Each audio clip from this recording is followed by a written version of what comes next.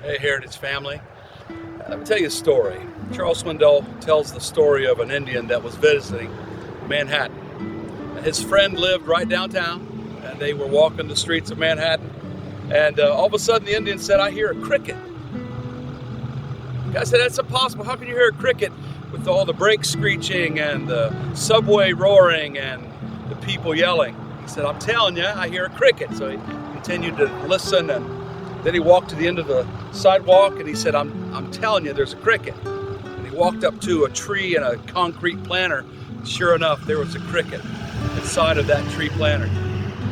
The guy said, "That's impossible. How in the world did you hear a cricket here in the middle of Manhattan?" He said, "My ears are different than yours.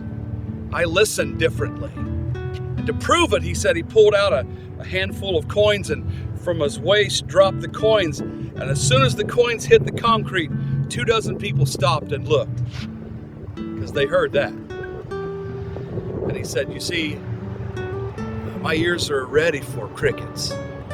Your ears are listening for something else." You know, the world's a pretty noisy place, but let's be honest. We're listening for things.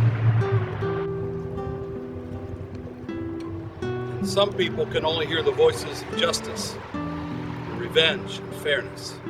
Some people are only listening to the voice of pleasure and that which can bring them sensationalism. Some people can only hear the voice of fear and of disease and of death. And some people can only hear the voice of affluence, possessions, and materialism. Shouldn't we listen to the voice, though, that says, "I want to be there when my son hits his first base hit, or your daughter hits her first softball"? I mean, we're talking about a voice that says, "Hang out with your family." Sometimes we need to stop and remember the great people who lived before us, those who were so thankful for investing in our lives. Maybe we just need to take ourselves out of the noise of the world. And this month, especially because of Thanksgiving, let's really put our hearts and our ears in the place that really matters, with our family, with God too. Come on.